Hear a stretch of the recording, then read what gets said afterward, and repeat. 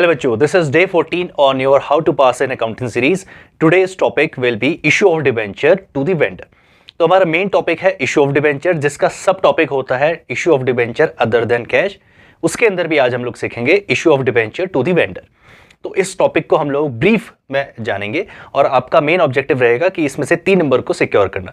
ये क्वेश्चन आप लोग बच्चों अगर ध्यान से देख लेंगे तो आपके 3 नंबर 100% सिक्योर हो जाएंगे और ये हर क्वेश्चन में आप लोगों के पास 100% ये क्वेश्चन आपके पास आएगा ही आएगा।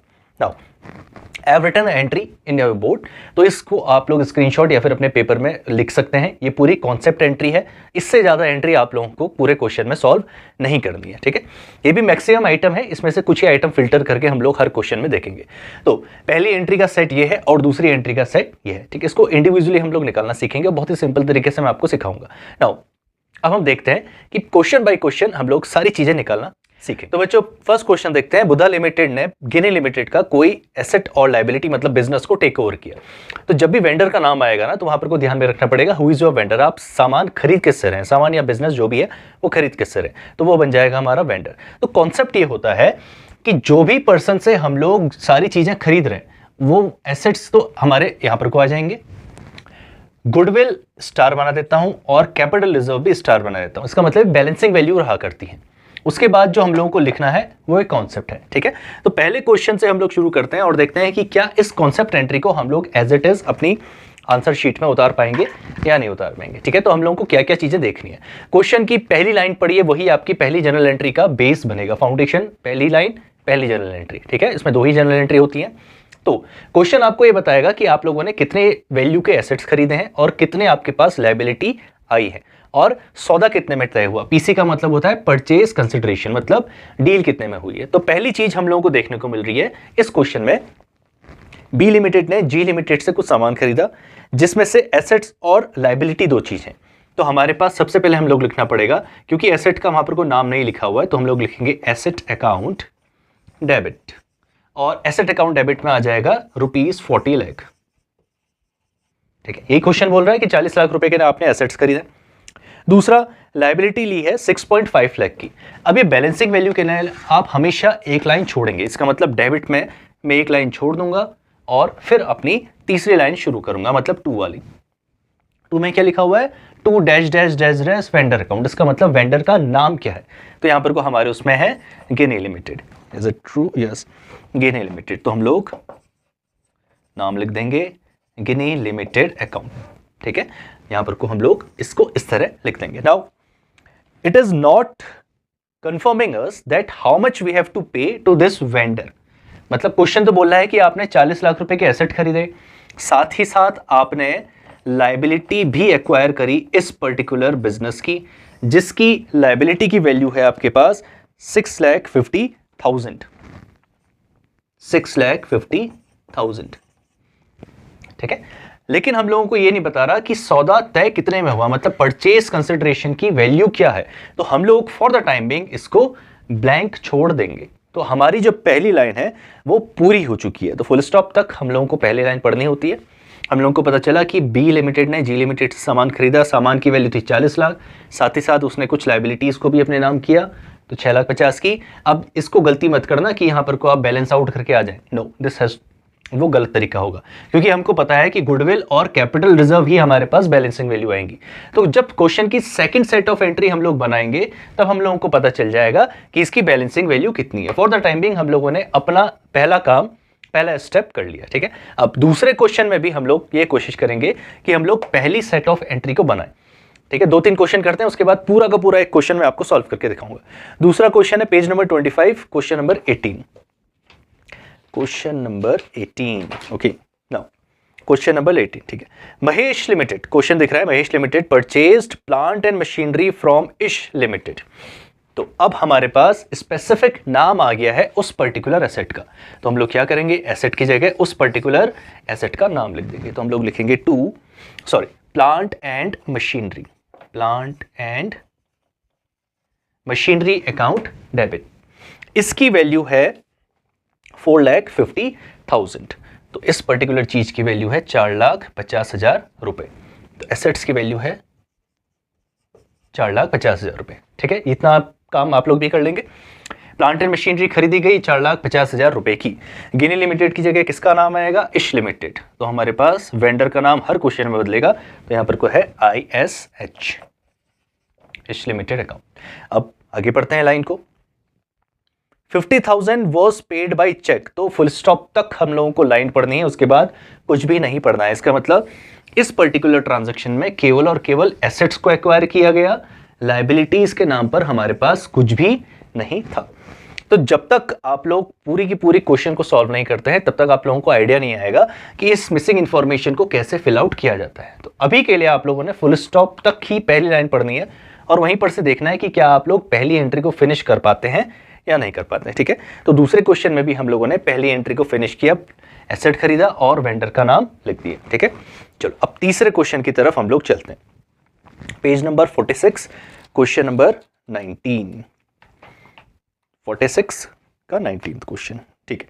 Now X limited purchased assets of Y limited, तो हमारे पास इस बार वेंडर का नाम क्या है? Y limited. तो जैसे जैसे आप लोगों को इंफॉर्मेशन मिलती जा रही है, आप लोग भी इसको फिल आउट करते जाइए। तो वेंडर का नाम आ गया वाई लिमिटेड, ठीक है। अब वहां पर को लिखा हुआ है प्लांट एंड मशीनरी 2 लाख रुपए की और 1 लाख रुपए पे खरीदी गई, मतलब बुक वैल्यू और एग्रीड वैल्यू के बारे में दिया है। तो प्लांट एंड मशीनरी की बुक वैल्यू थी 2 लाख रुपए, लेकिन जब उसको खरीदा तो हम लोगों ने कितने रुपए दिए उसको? 1,80,000 रुपए, ठीक है। क्वेश्चन ही बता रहे हैं आप लोगों को कि plant and machinery of 2 lakh at 1,80,000, तो इसमें मतलब बुक वैल्यू 2 लाख थी, एग्रीड वैल्यू है 1,80,000। Land and building of rupees 3 lakh, ठीक है। एक एसेट और है इनके पास, L&B, मैं शॉर्ट में लिख रहा हूँ अभी, ठीक है, ताकि हमारा टाइम ज़्यादा बर्बाद ना हो। लैंड एंड बिल्डिंग की वैल्यू है हमारे पास 3 लाख रुपए की, तो दूसरा एसेट भी आ गया। कभी कभी क्वेश्चन में ना पूरी बैलेंस शीट दे देता है, तो पूरी बैलेंस शीट को भी छापना पड़ेगा, ऐसा नहीं कि केवल एक ही एसेट होगा, जितने एसेट हैं सबको लिखना पड़ेगा। फिर अच्छा 3 लाख की लैंड एंड बिल्डिंग को 4,20,000 में खरीदा, ठीक है, तो उसकी वैल्यू एग्रीड हुआ 4,20,000 में। ऐसा क्यों हो रहा है? क्योंकि हम लोगों को पता है कि जमीन की वैल्यू हमेशा बढ़ती है, तो उसकी वैल्यू बढ़ गई होगी, तो 4,20,000 पे एग्री हुआ।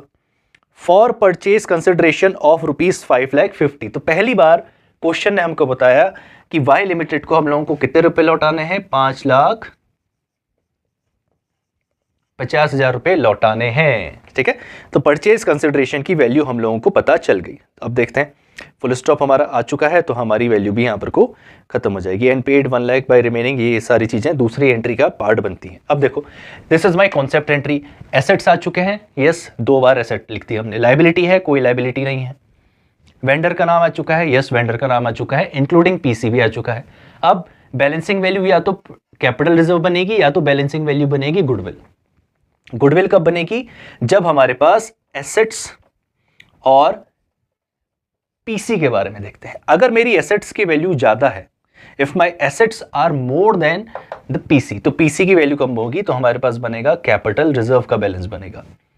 और अगर केस होता है कि assets are less than the PC, तो पीसी में हम लोग ज्यादा दे रहे हैं, तो हमारी पास आएगी गुडविल, ठीक है। पर्टिकुलर फॉर्मूला मैंने आप लोगों को स्क्रीन में दे दिया है, आप इसको नोट डाउन कर सकते हैं, लेकिन बहुत ईजी है, इतना कॉम्प्लिकेट करने की जरूरत नहीं है, तो फॉर्मूले में जाने की जरूरत नहीं है। आप लोगों को बैलेंसिंग वैल्यू सिर्फ निकालनी है और देखना है कि किस तरफ कौन सी वैल्यू आती है। अब अगर मैं इन दोनों को जोड़ूं 4, 5 और 6, तो डेबिट तरफ 6 लाख रुपए आते हैं, लेकिन क्रेडिट तरफ 5,50,000। और पहला बेसिक फाउंडेशन जो आप लोगों ने पढ़ा था क्लास 11th में, debit has to be equal to credit. तो इसको इक्वल करने के लिए मुझे 50,000 की वैल्यू यहां पर को पुट ऑन करनी पड़ेगी, ताकि 6 लाख पे बराबर हो जाए। तो इसका मतलब जब ये 2 तरफ आ रही है तो वैल्यू आएगी कैपिटल रिजर्व। तो मेरे बैलेंसिंग वैल्यू बनी 2 कैपिटल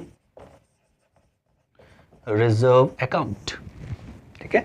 इसमें आप लिख भी सकते हैं that is my balancing value. तो ये पहली एंट्री आपकी फिनिश हो चुकी है। आपको नरेशन लिखना है, लिख सकते हैं, नहीं लिख के आएंगे तो चलो उसके मार्क्स हम लोग देख सकते हैं, लेकिन हाँ आप लोग प्रैक्टिस करें पहले ही इस एंट्री पे ज्यादा, नरेशन पे भी ध्यान मत दीजिए। नरेशन तो आप बाद में बुक में से, कॉपी में से देख के कर सकते हैं, तो लेकिन मेन एंट्री पे आप लोग फोकस करेंगे। तो पहली एंट्री हम लोगों ने इसकी फिनिश करी, ठीक है। नाउ ठीक है, एक क्वेश्चन और देखते हैं। हमारे पास है Star Limited to acquire the business of Moon limited with assets of ₹1 crore और liabilities of ₹25 lakh for a purchase consideration of 88। तो ये क्वेश्चन भी आसान है हमारे पास। सबसे पहले वेंडर का नाम हम लोग चेंज कर देते हैं, ठीक है। इस बार हमारे पास 2 एसेट नहीं है, तो इस एंट्री को भी मैं रब कर देता हूं, केवल एक एसेट है और एक लाइबिलिटी है। तो हम लोग इस क्वेश्चन को देख लेते हैं। और यहाँ पर को वैल्यू आ रही है 1 करोड़, परचेज कंसिडरेशन है 88 का, और जो वैल्यू बच रही है वो हम लोग देखते हैं कि किस तरफ आएगी। ठीक है, तो हमारे पास स्टार लिमिटेड ने मून लिमिटेड का बिजनेस खरीदा, नाम आ गया, नेम चेंज हो गया, वेंडर का नाम आ गया। अब यहां पर कोई स्पेसिफिक कोई भी एसेट नहीं है तो हम लोग लिखेंगे एसेट अकाउंट डेबिट, हो गया। वैल्यू उसने दे रखी है 1 करोड़ की, तो हम लोग लिख लेंगे 1 CR, 1 करोड़ की वैल्यू के एसेट हो गए। मून लिमिटेड का परचेज कंसिडरेशन वैल्यू है 88 लाख का, और जो लाइबिलिटीज हम लोगों ने उसके साथ हमारे पास आई हैं वो है 25 लाख रुपए की, तो यहां पर को आ जाएगा 2 लाइबिलिटीज, लाइबिलिटीज अकाउंट कितना आएगा 25 लाख की।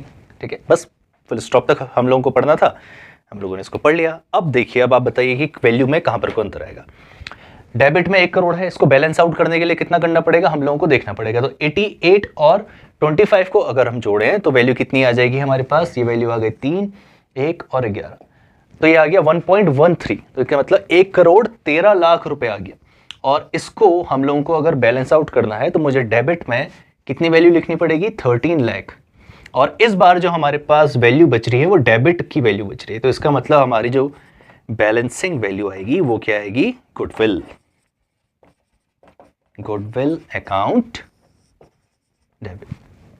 ठीक है, तो पहली एंट्री मुझे लगता है कि आप लोगों को निकालनी आ चुकी है। अब हम शुरू से पूरा क्वेश्चन को अटेम्प्ट करेंगे और कंप्लीट इसकी हम लोग वर्किंग देखते हैं। ठीक है बच्चों, तो हमारा जो फर्स्ट क्वेश्चन हम लोगों ने अटेम्प्ट किया था बुधा होल्ड गिनी लिमिटेड वाला, तो ये पहली एंट्री हम लोगों ने फिनिश करी थी कि एसेट्स अकाउंट डेबिट हमारे पास 40 लाख के थे, लाइबिलिटीज हमारे पास 6.5 की थी, और पीसी के बारे में अभी हम लोग श्योर नहीं थे कि पीसी हमारे पास कितना होगा। अब इस क्वेश्चन को हम आगे बढ़ाते हैं।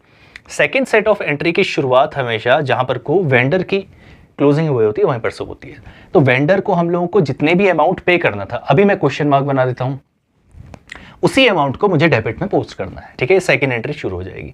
तो कॉन्सेप्चुअली जो एंट्री आप लोगों ने शुरुआत में लिखी थी वो मैंने बोला था कि आप लोगों को देखना है, लिख लेना है। तो यहां पर को वेंडर का नाम आएगा, वेंडर का नाम क्या है, गिनी लिमिटेड अकाउंट डेबिट।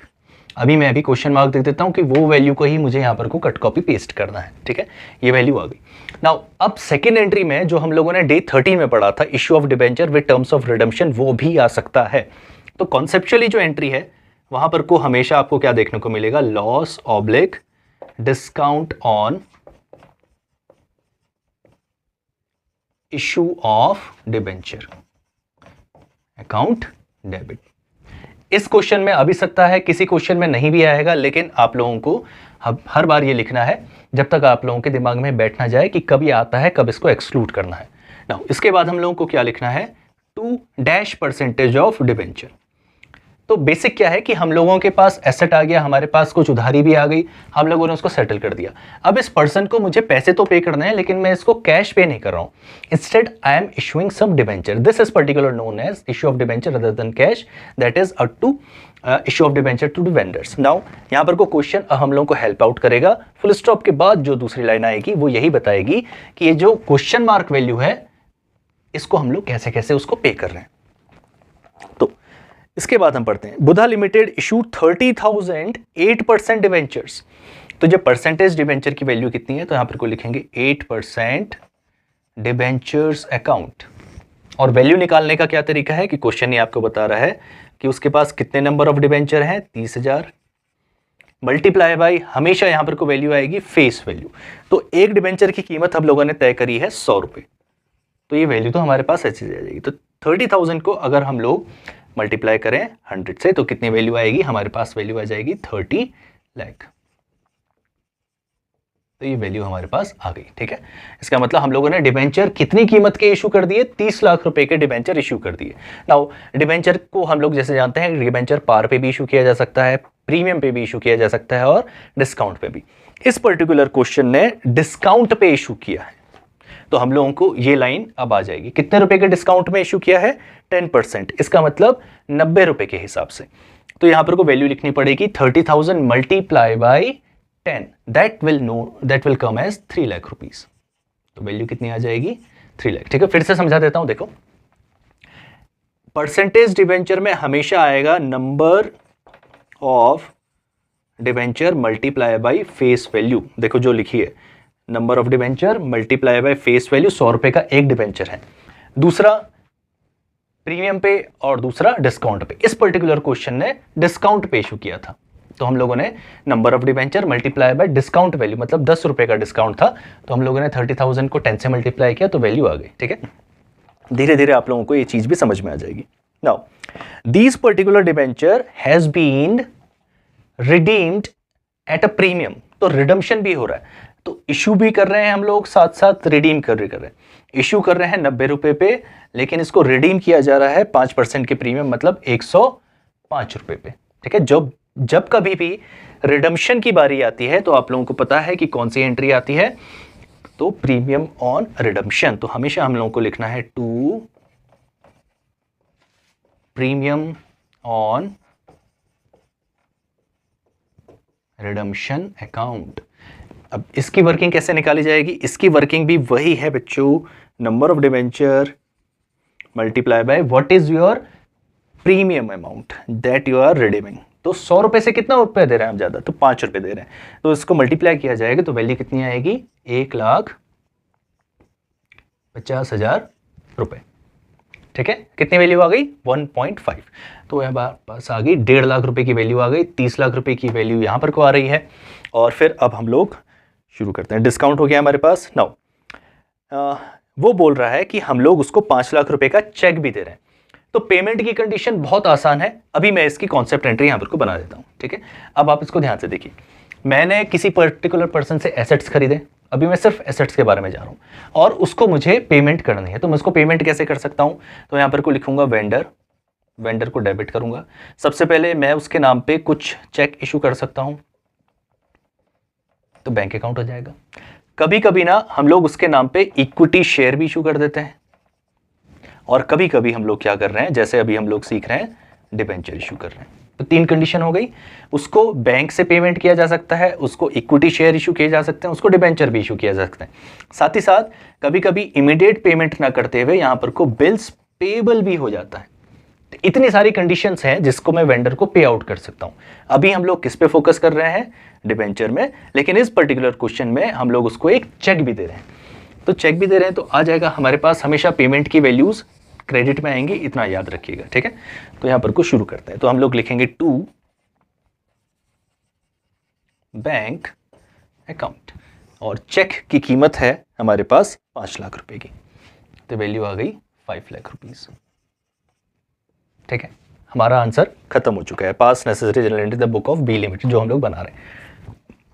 तो 30 लाख में 1,50,000 जोड़ेंगे, फिर उसमें 5 लाख रुपए जोड़ेंगे, तो वैल्यू आ जाएगी 36.5 लाख। क्रेडिट तरफ की वैल्यू आ गई। डेबिट तरफ कितने रुपए लिखे हुए हैं? केवल और केवल 3 लाख रुपए लिखे हुए हैं। तो इसको भी इसके बराबर करने के लिए, बैलेंस आउट करने के लिए मुझे कितने रुपए की और जरूरत पड़ेगी? वो वैल्यू पड़ेगी बेटा आप लोगों को 33.5 लाख।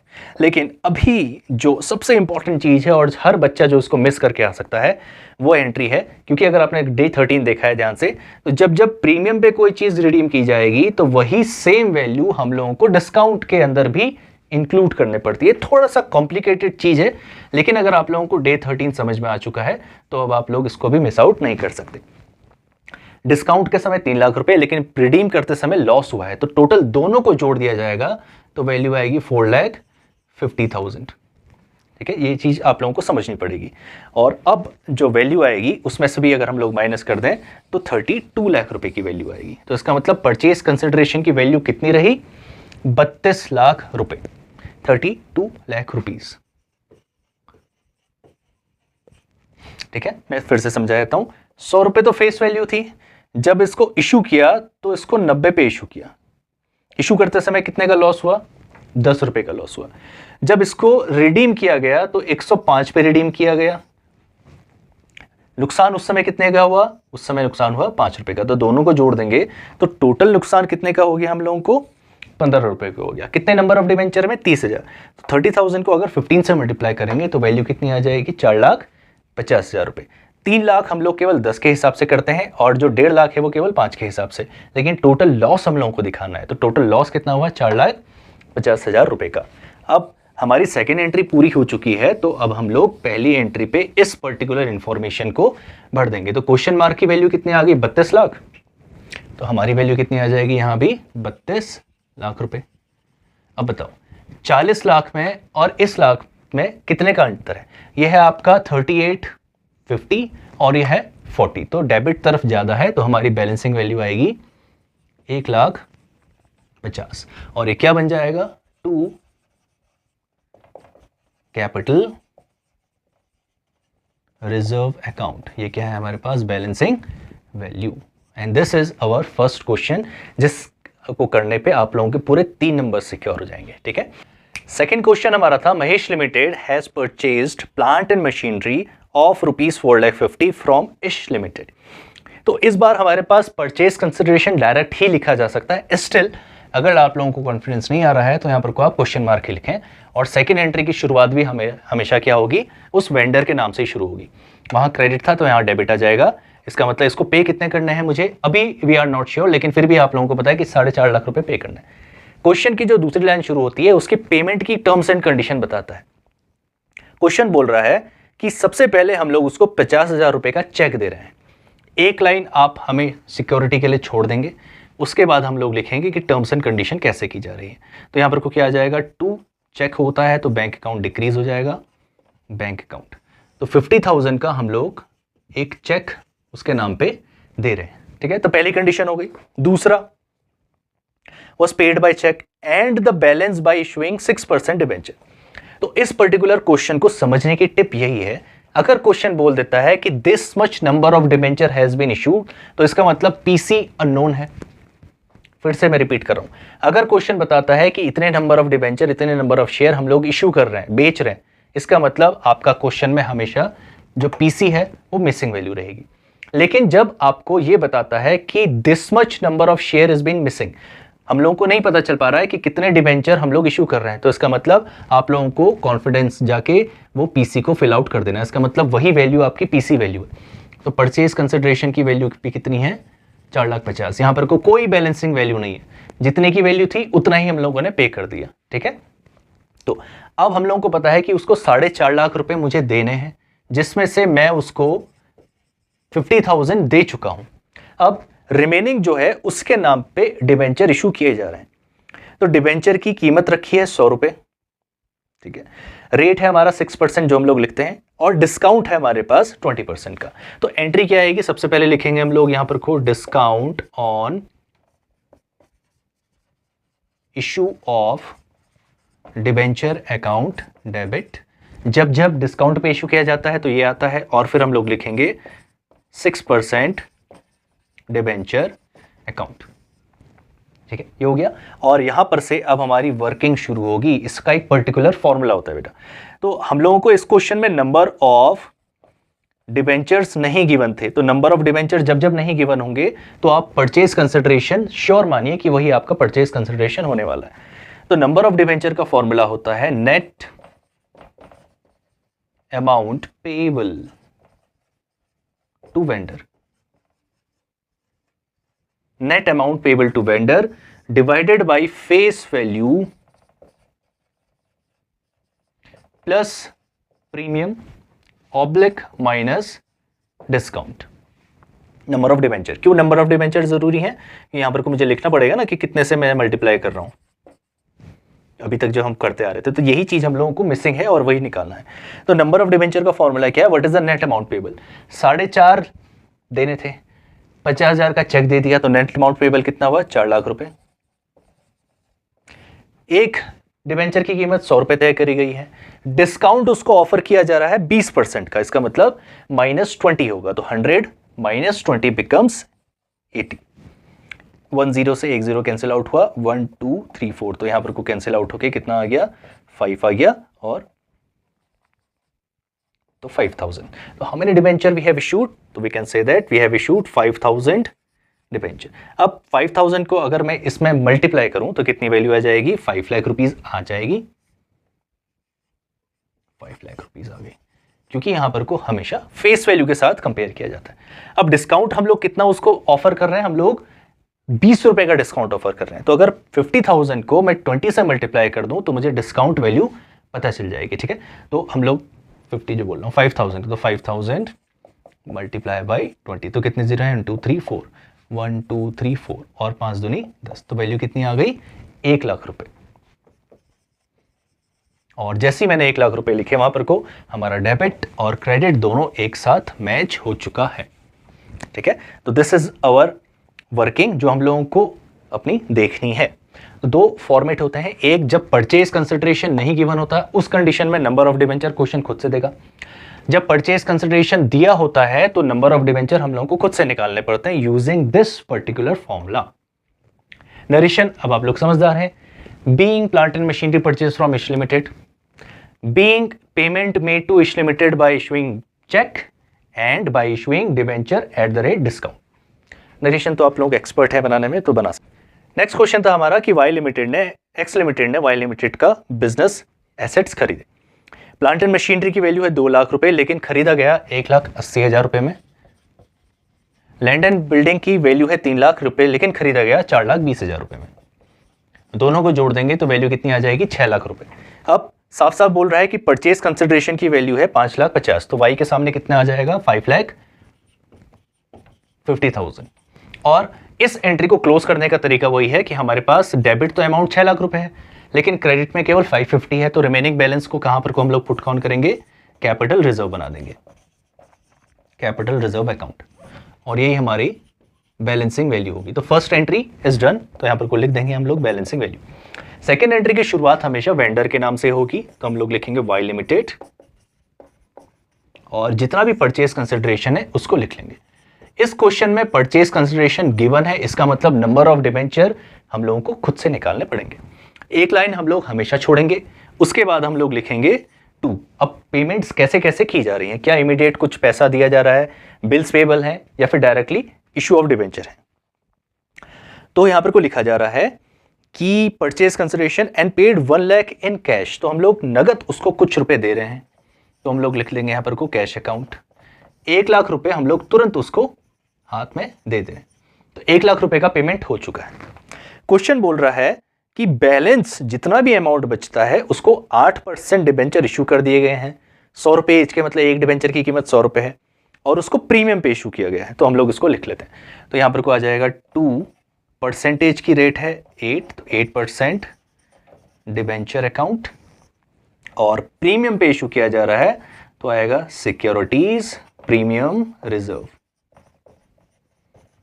जिसको हम लोग SPR नाम से भी जानते हैं।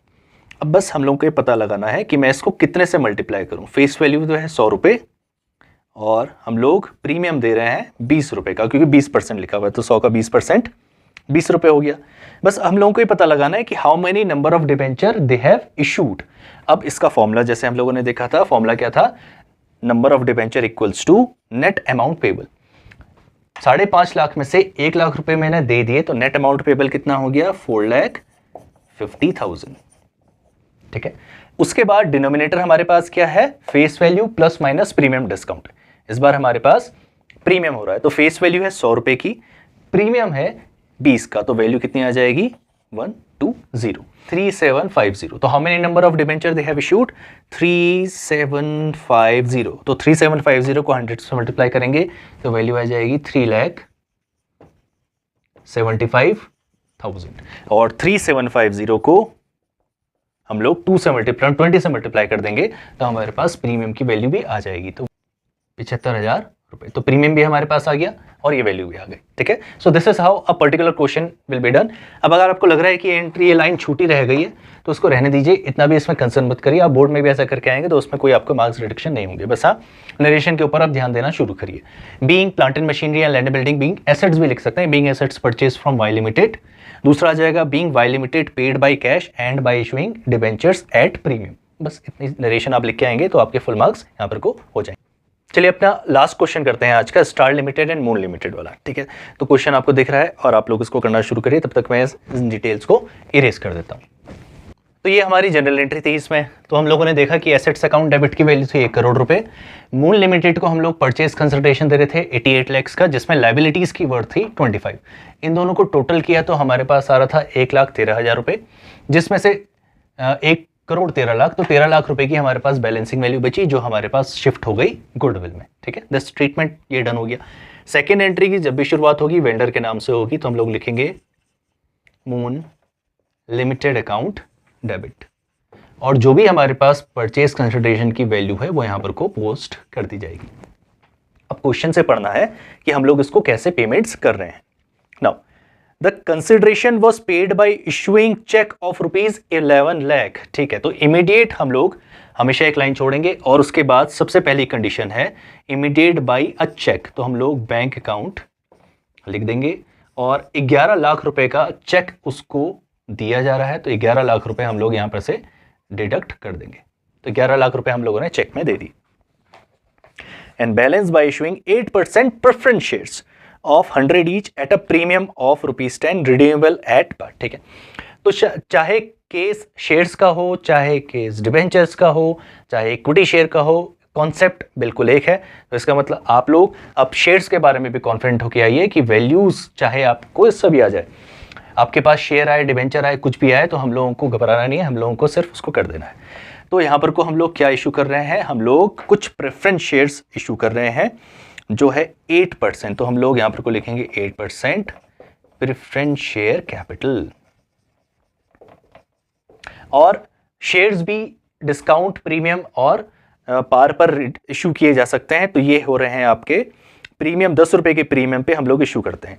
तो एक शेयर की कीमत हम लोगों ने रखी है 100 रुपए, और उसको प्रीमियम पे हम लोग इशू कर रहे हैं 10 रुपए पे। तो प्रीमियम पे जब भी इशू करेंगे, चाहे शेयर हो, डिबेंचर हो, कुछ भी हो, तो हम लोग लिखते हैं सिक्योरिटीज प्रीमियम रिजर्व अकाउंट। ठीक है, तो इस पर्टिकुलर क्वेश्चन में भी हम लोगों को फॉर्मूले का इस्तेमाल करना पड़ेगा और देखना पड़ेगा कि कितने रुपए उसको बचे हैं, और फिर हम लोग फॉर्मूले में उसको पुट ऑन करेंगे। तो फॉर्मूला क्या होता है, नंबर ऑफ डिबेंचर की जगह इस बार आ जाएगा number of shares equals to net amount payable. What is net amount? 88 lakh में से 11 लाख अगर हम उसको पे आउट कर देते हैं, तो 80 में से 10 गया तो 70, और वहां पर कुछ चला गया, तो वैल्यू कितनी आ जाएगी हमारे पास 77 लाख रुपीस। ठीक है, तो 77 लाख रुपीस की नेट अमाउंट पेबल है। डिवाइड करेंगे what is face value, face value है 100, जिसमें हम लोगों को 10% का प्रीमियम भी शामिल करना है। तो कितनी वैल्यू आ जाएगी 110। एक जीरो से ये कैंसिल आउट हुआ, 1 से यहाँ पर को 7 कैंसिल आउट हो गया, तो 7, उसके बाद कितने जीरो हैं 1 2 3 4, तो 7,000 प्रेफरेंस शेयर्स इशू किए गए। फेस वैल्यू आ जाएगा हमारे पास यहाँ पर को, ये आ जाएगी 70 लाख। ठीक है, तो 7 लाख को 100 से मल्टीप्लाई करूंगा 70, और यहाँ पर को 10 से मल्टीप्लाई करूंगा, तो वैल्यू आ जाएगी 7 लाख रुपए। तो ये क्वेश्चन हमारा डन हो चुका है। नरेशन क्या आएगा, being assets purchase from moon limited with liabilities. दूसरा लिखेंगे मून लिमिटेड या फिर vendor paid out by issuing cheque and by issuing preference shares at a premium. So now I am confident कि अगर आप इन सीरीज को लगातार देखते रहेंगे तो आप लोग 100% पास होने की गारंटी को फुलफिल कर सकते हैं। और आज के जो आपका ऑब्जेक्टिव था 3 नंबर को सिक्योर करना, वो हो चुका है। So until then studies.